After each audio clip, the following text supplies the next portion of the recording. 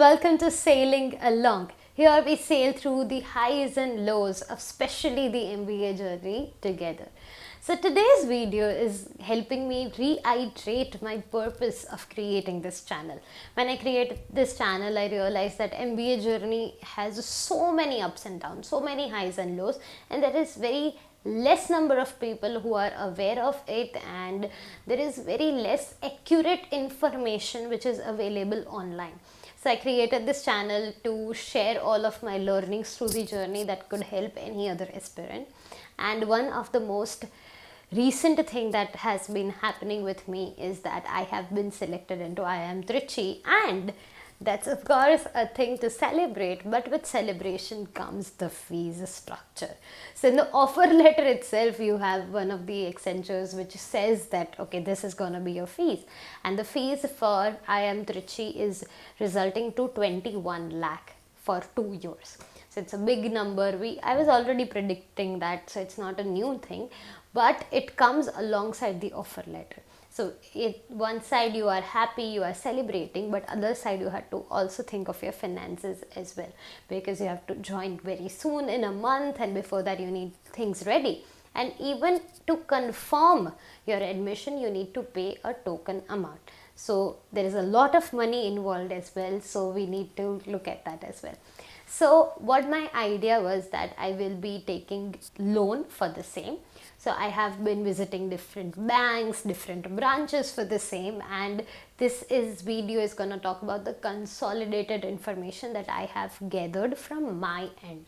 Now I have applied for my loan process. It is not sanctioned yet, but I could tell you the process of application, pros and cons, what point of views I considered and what not. So let's quickly get started.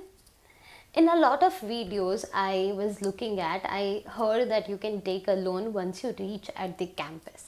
But I did not wanted to do that for multiple reasons. One of the major reason was I want to get it done now. So when my offer letter came and for my joining date, it's almost 1 month and 10 days in my hand. It's a plenty amount of time, 40 days around, and it's a good amount that I could invest into the loan process and everything. If there is any documentation, if I need anybody here, I have people around, which I don't have when I would be going there. So I wanted to get it done before going to the campus. That is something was for sure.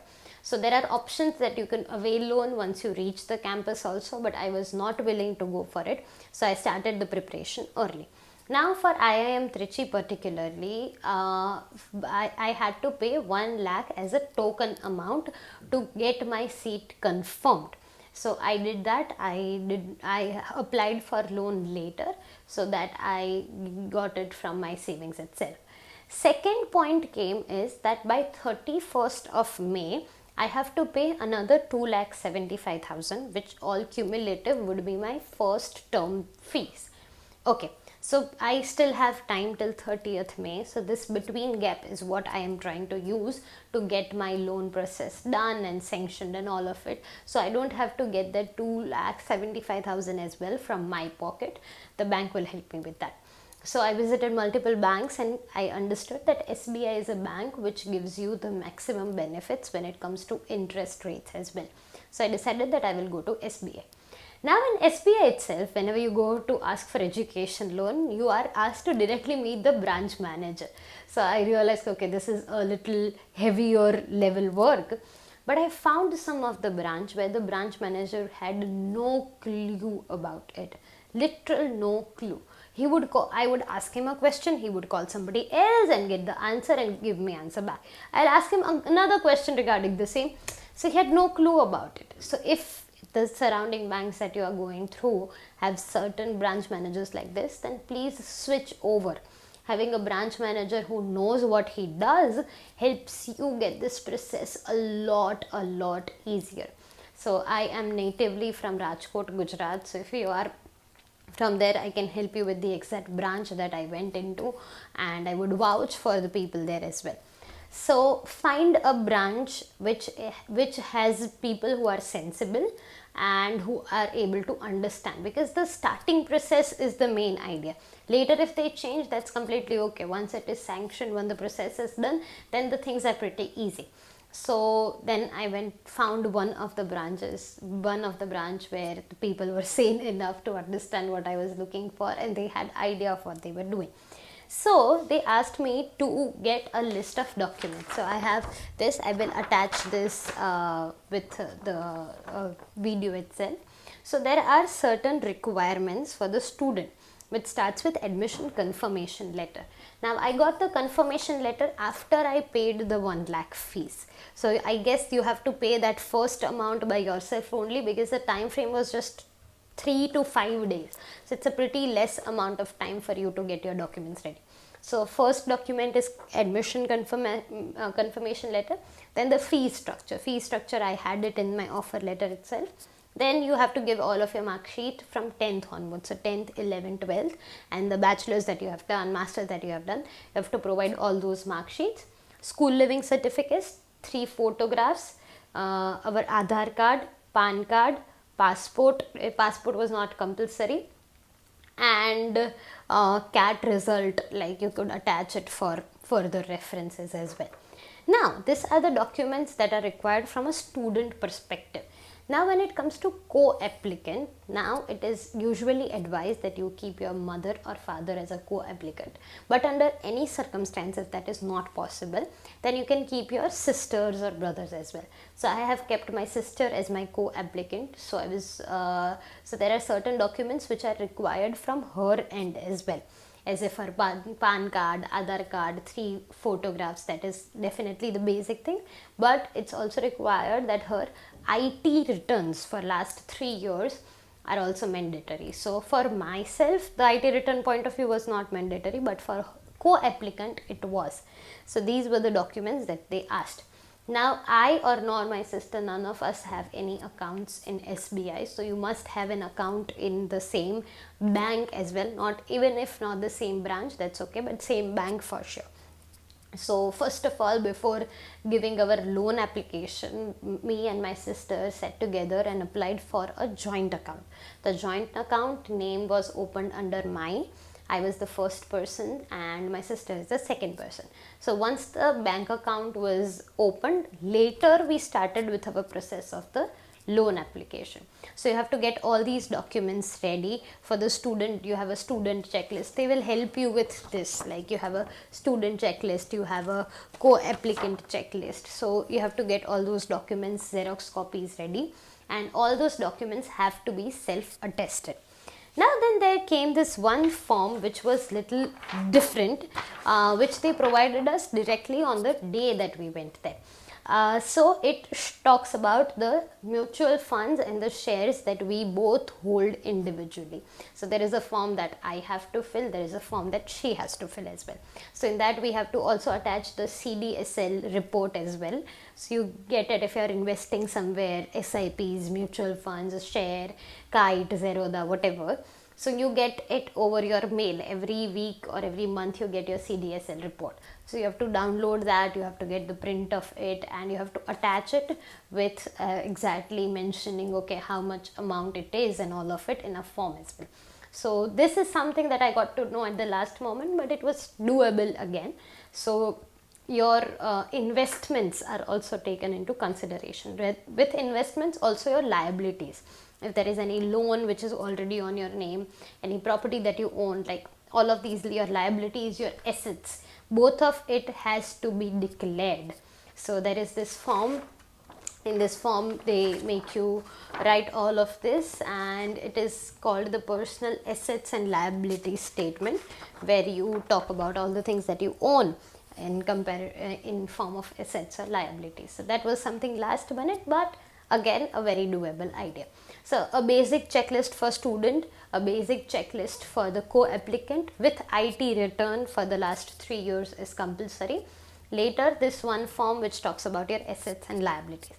So these were the basic documents that were asked from our end when it came to loan application, along with the passbook and the account number of the account that you both hold together, which in my case was for me and my sister. So that's it. During the address that I was writing into, I realized that they do come for a visit and check at your place. So in my case, my Aadhaar card has a different address where I was living previously, and it's not the same place where I live now. So I just mentioned it to them and they said no problem, you can write a different address in the communication tab and please attach one of the light bill or electricity bill as a proof. So they do come for inspection at your place, so make sure that your address point of view is also sorted. So major things that we talk about, documentations are pretty simple. You have to reveal your assets and liabilities as well, your CDSL report, along with make sure your address is at a proper place because they do come for verification. All of it is pretty easy. Before we move ahead, I would like to tell you why I selected SBI is they have list of colleges, they have ranked it, double A list, single A list, B list, C list. Now there are different criteria for each list. For example, when it comes to double A list, they give loans up to 40 to 50 lakhs without collateral. When it comes to single A list, they give loans up to 20 to 30 lakhs without collateral and up to 40 lakhs with tangible collateral. So this is a combination that you could make up to what is suitable according to the assets that you have and the requirement that you have. So the rate also increases when it comes to list. The amount of rupees that you get with collateral or without a collateral also varies from list to list. You can find this list very easily whenever you go to SBI website, SBI Scholar Loan, under the section you will definitely find this list. So you can check out, okay, which colleges that I am targeting into, does they fall under this or that.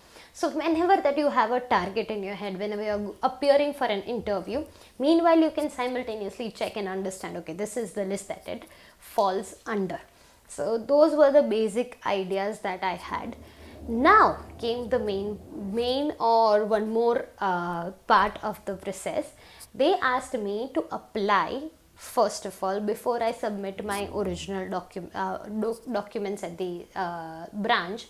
They asked me to visit the PM Vidya Lakshmi website, in which you have to apply for a new student loan. You have to go through all of the form again, the birth date, co-applicant, address and PAN card and Aadhaar card and all of the documents that you have to go through. Then you have to list your fee structure and everything that you have submitted physically to the bank.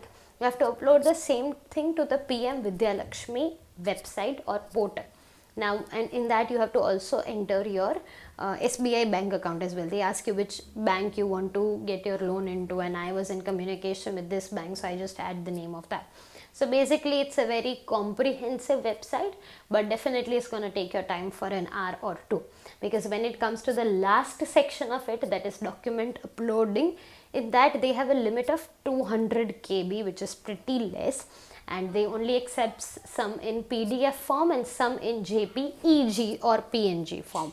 So that was a little tricky part. You have to compress and you have to convert and you have to save, and oh my god, it was too many things altogether, but again a doable idea. So it takes you almost 1 to 2 hours to get that form done. Once your form is filled, you have to share that number of your form to the branch manager, and later the process will be carried forward from there onwards. So this is all that I have on my plate right now. I have applied in the PM Vidya Lakshmi website.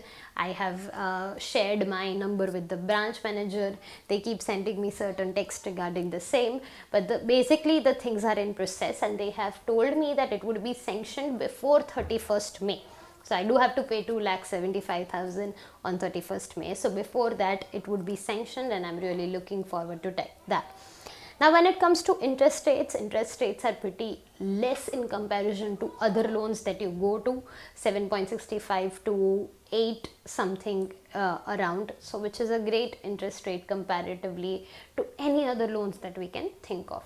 So a plus point is that you would already know that you have to start repayment after 6 months of getting a job or after 1 year of completion of your graduation, whichever is earlier. Though all of people try to apply and get their money, like get the loan done way earlier, but this is the basic idea. One more point to add here is that under the PM Vidya Lakshmi portal, there is also a different section for interest subsidy scheme. So interest waiver subsidy scheme, under which you can apply, and if you fall under a certain bracket, they can help you with waiving of your interest for the time that you are studying. So it's again helpful again, but it's government based, so there is nothing that you could do except apply. So I would really encourage everybody to make that application and just take the stance. Why not? Why not? If you're saving some interest, then why not? So that's it from my side. This is the process that I have gone through personally in the recent 3 to 4 days, and if you have any doubts regarding the same, please drop a comment. I would really help you to help you out in anything that if I know, and I can also ask the people around me as well. And once the loan is sectioned or whatever is happening, I will keep you updated about the same. So for that, do follow Sailing Along. Thank you so much.